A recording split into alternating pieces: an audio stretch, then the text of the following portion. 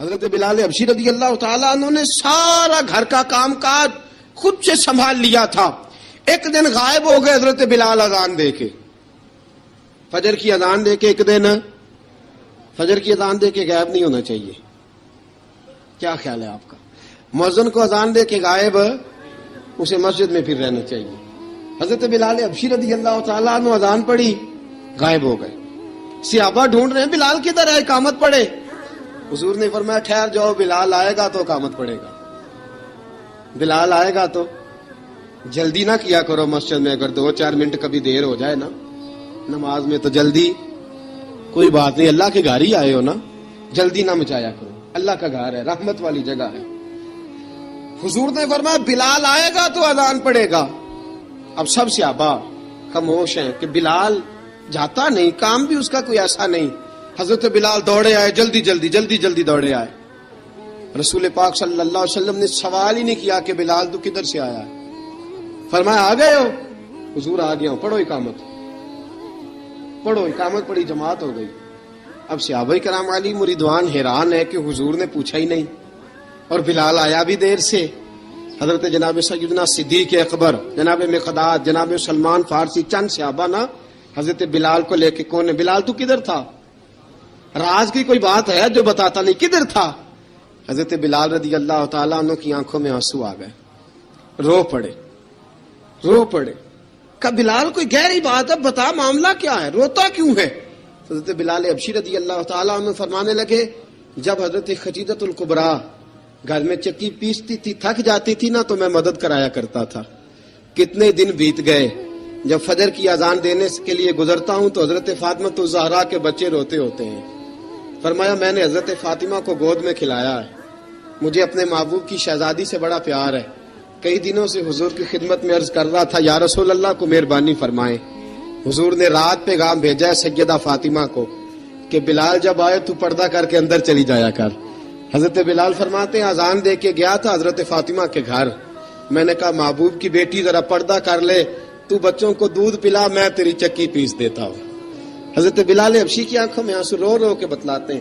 فرمایا سیدہ طیبہ طاہرہ حضرت فاطمہ الزہرا, میرے حبیب نے پتہ کیا فرمایا؟ فرمایا جس نے فاطمہ کو راضی کیا اس نے تو مجھے راضی کیا ہے. حضرت سیدنا بلال حبشی فرماتے میں نے چکی پیسی اور میں تمہیں کیا بتاؤں, میرے محبوب کی بیٹی نے مجھے بڑی ہی دعائیں دی ہیں. انہوں نے مجھ پر بڑا ہی اظہار محبت فرمایا ہے. فرمایا میں آذان سے لے کر جماعت تک لوگ تسبیحاں رولتے ہیں, لوگ قرآن کی آیات کی تلاوت کرتے ہیں. آذان سے لے کر جماعت تک لوگ مختلف قسم کے اذکار میں مشغول ہوتے ہیں. فرمایا میرا ذکر سنو, میری تلاوت سنو, میرا وظیفہ سنو. میں آذان سے لے کر جماعت تک محمد عربی کی بیٹی کی خدمت کرنے چلا جاتا ہوں. رسول پاک صلی اللہ علیہ وسلم کی شہزادی کی چکی پیس کے آیا. حضرت بلال نے اس انداز میں, بدر کی جنگ لگ گئی, بدر کا مارکا, حضرت بلال کے ہاتھ میں تلوار ہے. کہا میں لڑوں گا, پورا جہاد کروں گا. امیہ بن خلف جو بڑا مارا کرتا تھا نا, وہ دوڑ رہا تھا اپنے بیٹے کو لے کے. آگے کچھ صحابہ کھڑے تھے, وہ قریب سے گزرنے لگا. حضرت بلال نے فرمایا ذرا پکڑنا امیہ کو, یہ مجھے مارا کرتا تھا, ذرا پکڑنا, نہ جانے نہ دینا. امیہ کو صحابہ نے روکا. حضرت عبد الرحمن ابن عوف نے پکڑ کے ایک زور سے گھونسا مارا, ادھر جا کے گرا. حضرت بلال تلوار لے کے کھڑے ہیں امیہ کے سر پہ. کہا امیہ میں تجھے نہیں کہا کرتا تھا اللہ میرے مصطفیٰ کو بڑی عزتیں عطا فرمائے گا؟ میں تجھے نہیں کہا کرتا تھا کہ خدا ہمیں غلبہ دے گا؟ هو الذی ارسل رسولہ بالہدی ودین الحق لیظہرہ علی الدین کلہ. میں نہ کہا کرتا تھا کہ اللہ اس دین کو ہر دین پہ غلبہ دے گا, اور میں دیکھ اللہ نے ہمیں عزت دے دی, دیکھ تو ذلیل کر دیا گیا. حضرت بلال نے مارا, گردن اڑا دی. حضرت ابوبکر صدیق پیچھے دیکھ رہے تھے, دوڑے ہوئے آئے. کہا بلال مبارک ہو, بلال مبارک ہو, آج تو تیرے سارے بدلے پورے ہو گئے. حضرت بلال نے سجدہ شکر ادا کیا. میرے دوستو بڑی باتیں ہیں جناب بلال کی کرنے والی. یہ وقت ساتھ نہیں نہ دیتا کسی کا, یہ رک جاتا ہے, یہ کہتا ہے کہ بس اب رک جاؤ, وقت ہو گیا آگے گزرنے کا. حضرت بلال حبشی رضی اللہ تعالیٰ عنہ رسول پاک کا وصال ہوا نا, حضرت بلال نے منہ سے لفظ ہی کوئی نہیں ادا کیا. کسی نے اپنا دکھڑا کسی انداز میں سنا لیا. حضرت عمر نے کہا, جس نے کہا حضور وصال کر کے گردن اڑا دوں گا. حضرت عثمان غنی نے کہا خبردار کوئی مجھے آ کے نہ بتائے کہ مصطفیٰ وصال کر گئے. حضرت علی المرتضیٰ رضی اللہ تعالیٰ عنہ نے فرمایا نہ بھائی میرے مصطفیٰ پر تو موت آتی ہی نہیں، جس طرح آپ لوگوں پہ سب لوگوں نے اپنے اپنے اظہار کر لیے نا، بلال نے کسی کو دکھ بتایا ہی نہیں. ایک کونے میں بیٹھ کے نا حضرت بلال اکیلے آنسو بہاتے رہے، کسی کو بتایا ہی نہیں، اکیلے روئے. ایک شخص کہنے لگا یار بلال بولتا نہیں، کہا نہ بلاؤ اسے.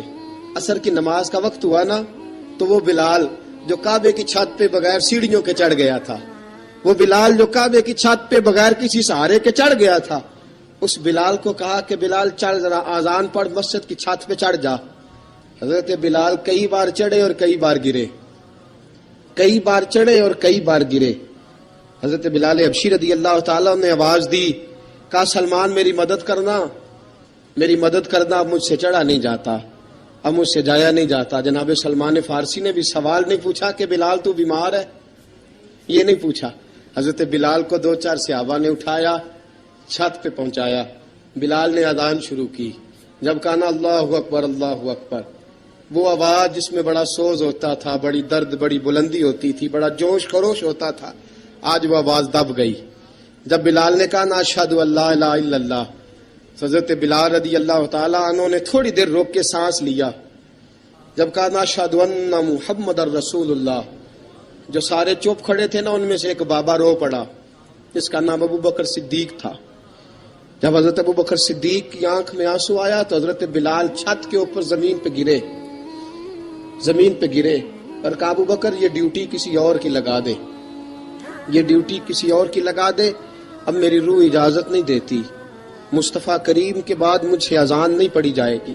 آپ نے واقعہ سن رکھا ہے کہ ایک بار صحابہ نے بلایا، دوبارہ آئے، حضور خواب میں ملے، کہا بلال تو آتا کیوں نہیں؟ بلال چھوڑ کے چلے گئے تھے. فرمایا اب میرا یہاں دل نہیں لگتا. ملک شام کے شہر حلب میں چلے گئے تھے، چھوڑ دیا تھا مدینہ منورہ، اب میری نگاہوں میں جچتا نہیں کوئی، جیسے میرے محبوب ہیں ایسا نہیں کوئی. حضور خواب میں ملے، آئے مدینے. حضرت بلال آخری بار، لوگوں نے کہا اذان پڑھو، کہا مجھے وہ اذان بھول ہی گئی ہے جو مجھے مصطفیٰ کریم کے زمانے میں پڑھا کرتا تھا، مجھ سے نہیں پڑھی جاتی، نہ مجھے کہو، میں کیسے پڑھوں؟ امام حسن اور حسین نے آ کے دامن تھاما نا تو کہا بیٹا میں تمہاری نانی کا بھی نوکر رہا ہوں، میں تمہاری ماں کی چکی بھی پیستا رہا ہوں، مجھ سے کوئی فرمائش نہ کر ڈالنا، میں نے نوکری کی ہے اور مجھے اگر اللہ نے توفیق دی تو میں تمہارے بچوں کے پیر بھی دھویا کروں گا. لیکن امام حسن رضی اللہ تعالیٰ عنہ نے فرمایا بلال ایک بار تو اذان سنانی پڑے گی. سنائی بلال نے اذان.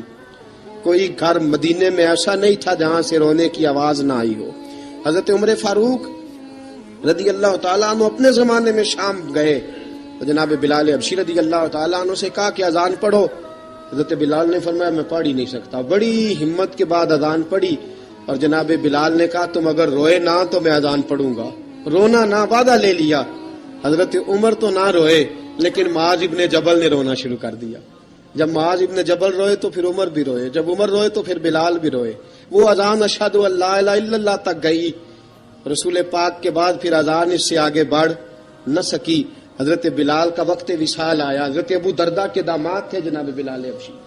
حضرت ابو درداء بہت معتبر صحابی ہیں، ان کی بیٹی حضرت بلال کے گھر میں تھی. حضرت بلال کا وقت وصال آیا تو آپ کی بیوی کہنے لگی بڑے افسوس کی بات ہے، آپ بچھڑ رہے ہیں. فرمایا افسوس نہ کر، مجھے مبارک دے، میں آج بچھڑوں گا تو جا کے رسول پاک سے ملاقات کروں گا. حضرت بلال حبشی نے، میرے دوستو، غریب آدمی تھے نا، مال تو زیادہ نہ دے سکے لیکن انہوں نے خدمت اس طرح کی. آپ میں کھنگالتا رہا کتابیں، 28-29 کتابیں میں نے کھنگالی اس ہفتے میں حضرت بلال پر. حضرت بلال کا دعویٰ ہی کوئی نہیں. پوری کتابوں میں، پوری سیرت میں کہیں کوئی دعویٰ ملتا؟ کہیں نہیں کہا میں نے یہ خدمت کی ہے. یہ دعویٰ حضرت بلال کا دعویٰ، میں غور کرتا رہا اس بات پر کہ سب لوگ دعویٰ کر لیتے ہیں نا.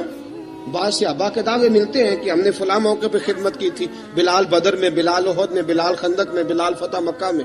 بلال نے ساری خدمتیں اپنے سر، لیکن بلال کا دعویٰ، حضرت بلال نے اپنے منہ سے ایک بار بھی نہیں کہا میں نے یہ خدمت. عشق بہت کیا. غریبوں جان نہ چھڑایا کرو، یہ کہہ کے جان نہ چھڑایا کرو کہ ہم کیا کر سکتے ہیں، ہم کدھر جائیں، ہم آگے بڑھو، عملی طور پہ اپنا آپ پیش کرو، رسول پاک کے عشق میں رنگ جاؤ. حضرت سیدنا عمر فاروق رضی اللہ تعالیٰ عنہ فرماتے تھے بلال اب تو حبشی غلام نہیں، اب تو مصطفیٰ کے صحابہ کا امام ہے. اب تو ہمارا امام ہے. جناب بلال حبشی رضی اللہ تعالیٰ عنہ کی زندگی بتلاتی ہے کہ غریب اگر آئے اور اپنے آپ کو رنگے رسول پاک کے رنگ میں تو وہ اتنی خدمت کر سکتا ہے، اتنی خدمت کر سکتا ہے کہ کوئی تاریخ بھی حضرت بلال کو چھوڑ کے مکمل ہو سکتی نہیں. کوئی بھی تذکرہ جناب بلال کو چھوڑ کے صحابہ کے تذکرے مکمل ہو سکتے نہیں. اور جہاں جہاں بھی عشق کی داستان لکھی جائے گی پہلے بلال کا نام لکھا جائے گا، پھر بات آگے بڑھے گی. اللہ ہمیں بھی حضرت بلال کے عشق کا قطرہ نصیب کرے، ہمیشہ مدحت خیر الانام میں گزرے. دعا ہے یہ عمر درود و سلام میں گزرے. وآخر دعوانا الحمد